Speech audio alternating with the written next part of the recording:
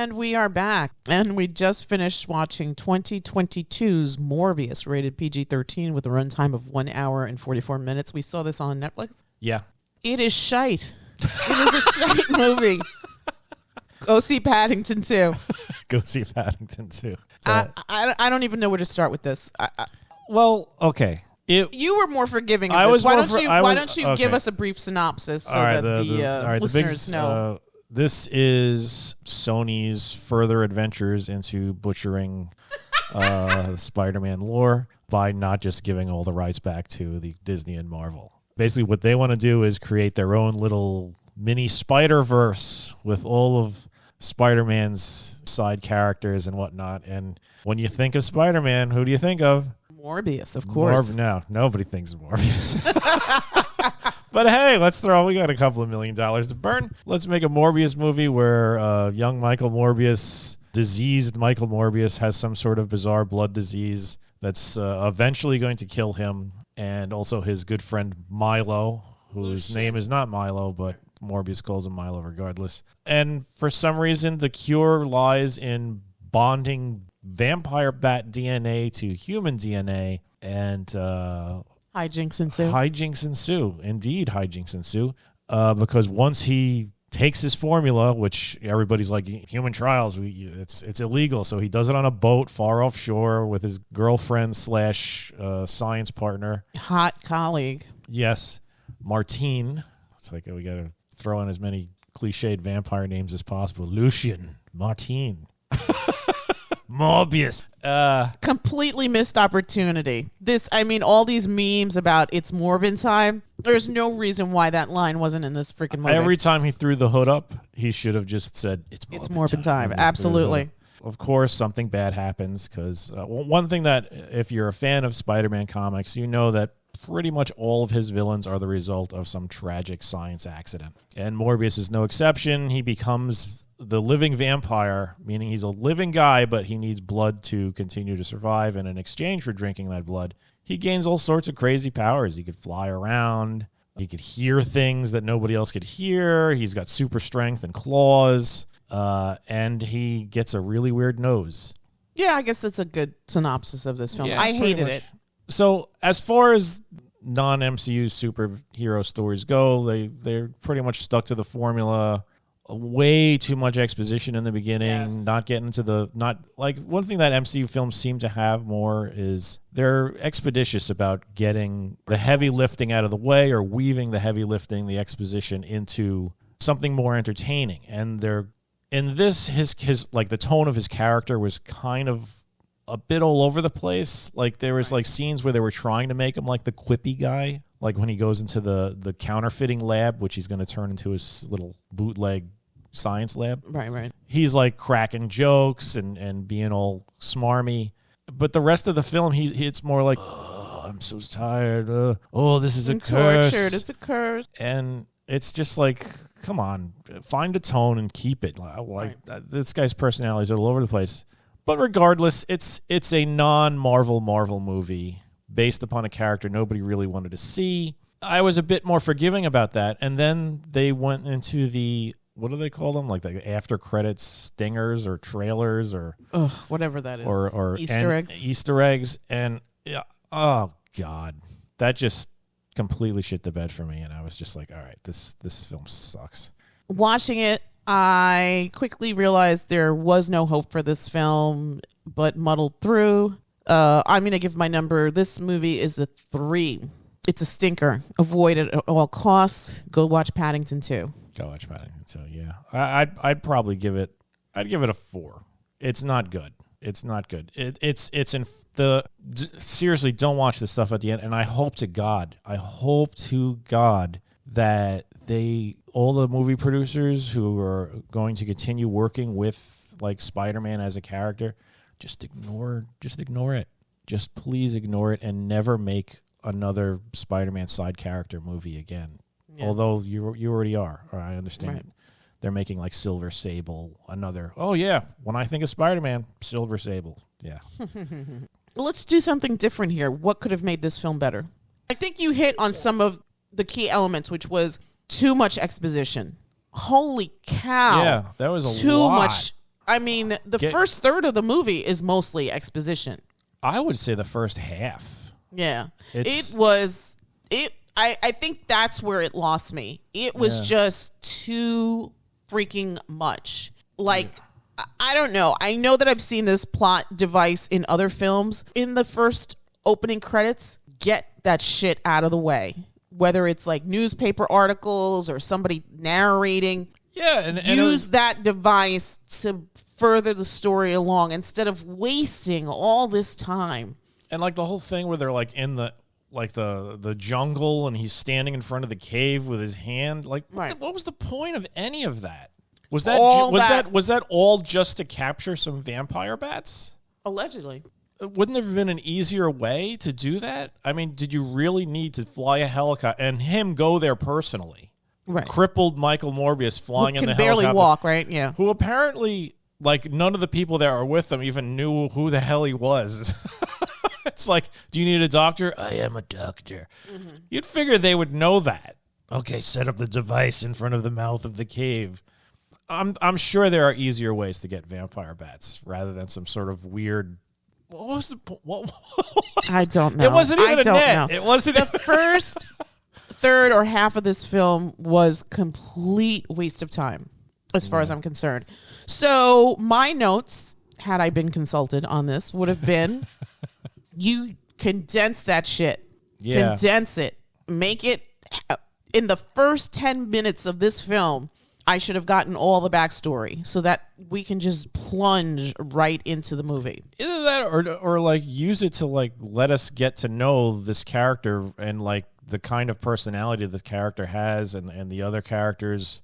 A lot of these superhero films are built upon the charm of the leads. And if you what did we think of that now that you've uttered that statement? What did we think about the leads? I know that Jared Leto is a Oscar-winning actor, but I didn't get that from this. If anybody was good, to me, it was Matt Smith. Matt Smith was clearly just having fun. Yeah, but even like his character seemed a little bit more. Like, I agree with you. I feel like Morbius's character was all over the place. Matt Smith was like, I could see where he was coming from and where he was going and why he was doing the things that he was doing. So his role seemed more defined. And Matt Smith's acting, to me anyway, was better. Well, I think his acting was better in that he was hamming it up. He knew exactly what kind of he knew what kind of film he was in. Like, there was no need to go method in Morbius here. Right. And but like the thing with the main character was, like I said, in the beginning of Iron Man, we know what Iron Man's personality is like. Right. We know what we're dealing with. I didn't understand that in Morbius. It was like, okay, is he this way? Is he that way? He didn't come off as like this flippant guy, and then there's that one scene where he is that flippant guy, and it was almost like somebody was like, this scene is needs a little bit humor. It needs a little humor. We got to pop some humor in there, and you can't just like shove it in, right? Because it takes away from what. Yeah, if you had set up a tone where Michael Morbius is that guy who's able to crack wise when the pressure mounts, okay, I could buy it. But now he's like suddenly just like bullying these like street thugs, being all flippant and hey guys, nice movie. Is this the part of the movie where the hooded stranger comes in and kicks everyone's ass? Yeah. Where did that come from? I don't know. It was like a total personality shift. So that was just weird. Matt Smith, clearly hamming it up, but also once Matt Smith got his abilities, why does he care? Just freaking leave. He's like talking about, we can go anywhere. We could do anything. So go anywhere and do anything. Why are you fighting the one guy who has the possible chance of killing you? Because I think that his whole like there was that other scene previously, remember, where he says to him, like, I idolized you. Everything I was because of you. Yeah. So he had that relationship that Agatha and Sophia had, bringing it full circle. Yeah, I don't know. To me, it just felt like the bad guy's motivation was not really. It wasn't a motivation that I could see him pursuing. I could see Morbius wanting to stop him. Yes, that made sense. But as far as like him like, oh, well, you know what? Maybe if I beat Michael up enough, we'll be friends again. Well, I think his whole motivation was we're two of the same kind. And like that thing when he said when they were kids about the Spartans, we're the few against the many. He lived that. Yeah, but then Michael just leaves. But Michael was Michael. Michael wasn't. See, to me, Michael could exist without Lucien / Milo. But I don't think that Milo / Lucien could exist without Michael. Michael was definitely the alpha male in that friendship. Yeah. So when Milo Lucien gets that ability, he's now an equal. But is he? Because ultimately he's still that little boy that idolizes his quote unquote big brother. And what do you want from your big brother? You want love, acceptance. That's family, right? He's grown up with this guy. It's been them the whole time. I'm assuming Milo / Lucien's been funding Michael's work, right?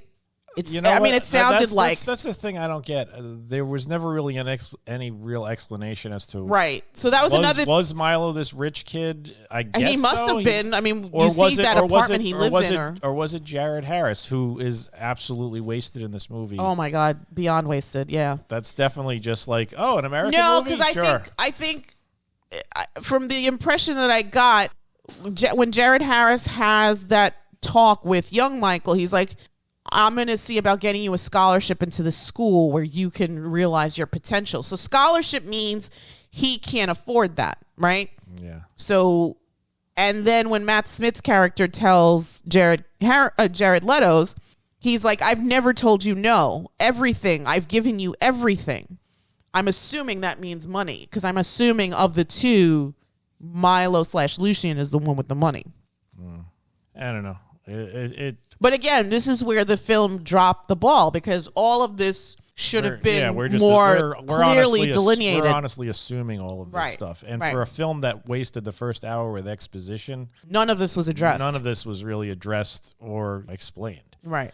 So at best, this was just like a mediocre movie. Yeah. And given the fact that it's, like I said, it's Morbius. Nobody cares about Morbius. He's a villain, for one. He's a tragic villain, but he's still a villain. I don't know why they would be like, okay, let's put his name on the marquee. I could see Venom kind of made sense because Venom, everybody, all the comic book nerds loved Venom. Just based upon his appearance. It had nothing to do really with the character. Nobody thinks the character of Venom is that fascinating, aside from people who want to cash in on the appearance. Question for you. What would you rather watch again, Morbius or Venom? And both Venoms weren't good. Although the second Venom made me want to open the oven door and take some gas. If I was going to put it in order, I'd probably watch Venom, then Morbius, then Venom 2. If I was forced to marathon those movies in order of my preference. They're all garbage. They're all terrible. But like I was saying, making a movie with Venom makes sense. I mean, even in the comics, he's turned into a hero.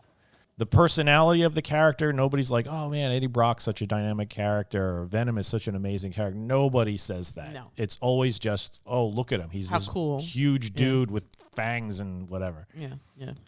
That makes sense. Morbius, hideous character design. Yeah. Oh my God, yes. Yeah. I mean, I'm just talking about the comic. I'm not even talking about the movie. Oh, okay. The movie, they actually made him look better. Really? The comic, he is just he has like this pig nose. Is that right? It's terrible. Yeah, it's supposed to be a bat nose, I'm guessing. But even when before he got transformed, he still had this ugly nose. He's not an interesting personality for a character. There is literally nothing interesting about Morbius other than the fact that he's a living vampire who Spider-Man has to beat up. Because, I mean, that's another thing.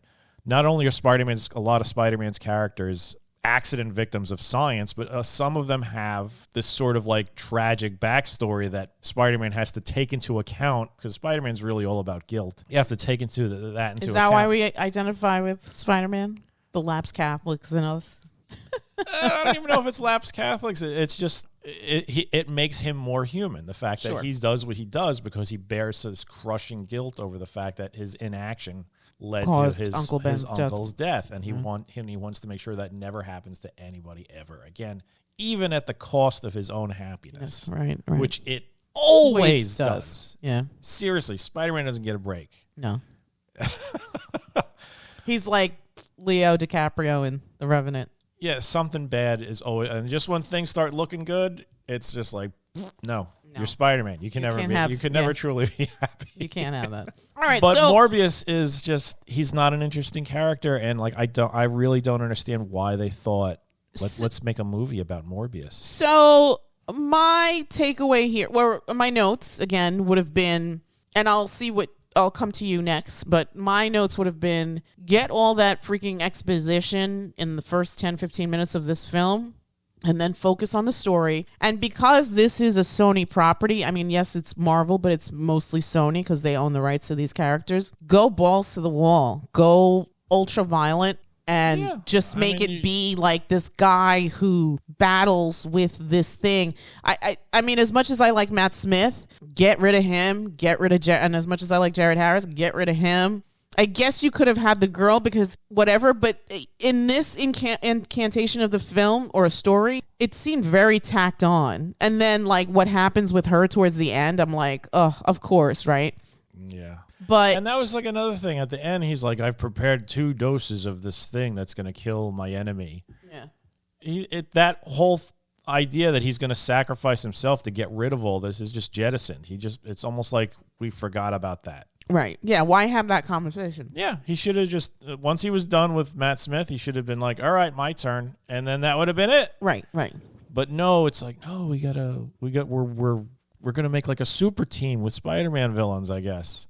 I mean, it looks like that's the direction it's going then. Oh, I hope they just forget, or at least don't save Michael Keaton. Please save him from this. Please save him from this. Yeah, he's too good for this. He's too good to be wasted on. I mean, we're giving away the spoiler that Michael Keaton's in one of the after credit scenes, which it just doesn't make any sense. It hurts my brain and it makes me angry. This film hurts my brain and makes me angry. Again, the exposition, first 10 to 15 minutes, that's it. Then go like full on raid and just make this extremely violent. Yeah. Because you don't extremely adult, extremely off the wall. Like just embrace that part and just go balls deep and just do that. Seriously.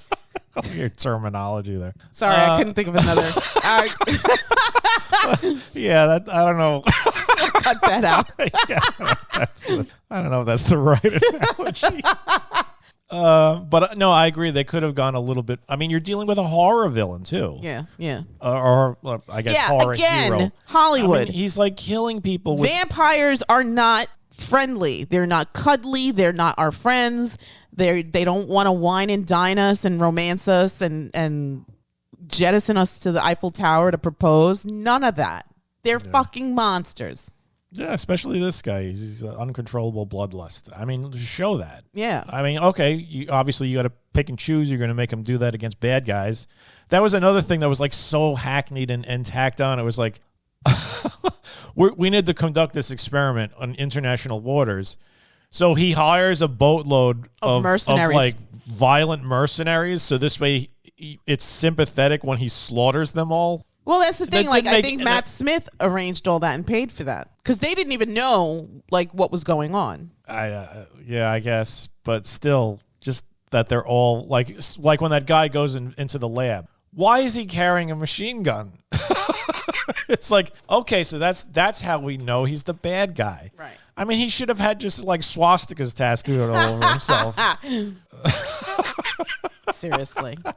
Seriously. This movie was a wreck from frame one. There was nothing good about this film. Nothing. Other than it provided jobs. Yeah. Other than that.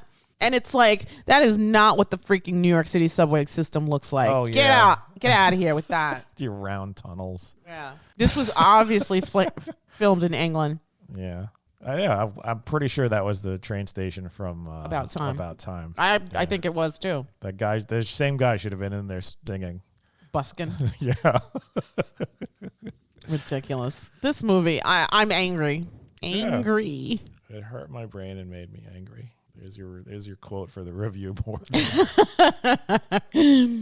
Yeah, I have nothing good to say about this movie other than thank you to the studios for providing jobs. Yeah. So I mean, let's just wrap this up. If you go see Paddington 2. Yeah, if you're cruising through looking for a movie to watch and you're thinking Morbius, that looks good. No, go watch Paddington 2. Go watch Paddington 2. You'll be happier, even if you've seen it already. I know we're not discussing this other movie, but did you watch that movie last night the night before with me and the girls, that School of Good and Evil? I watched, I think I missed like the first half hour. But what did you think?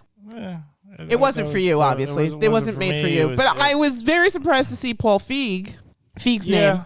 That was kind of surprising. I'm used to Paul Feig being in like raunchy comedies, like Melissa McCarthy type dirty comedies. Yeah. I think he excels at that. Yes. I don't know if he excels in this department. But apparently this is like a big selling young adult label, I guess. That Netflix acquired. They sure as hell got a cast on that thing. Yeah. I mean, Charlize Theron, Kerry Washington, Washington, Michelle Yeoh. No, Lawrence Fishburne. Michelle Yeoh, beautiful Michelle Yeoh, Kerry Washington. Who else? Aldo.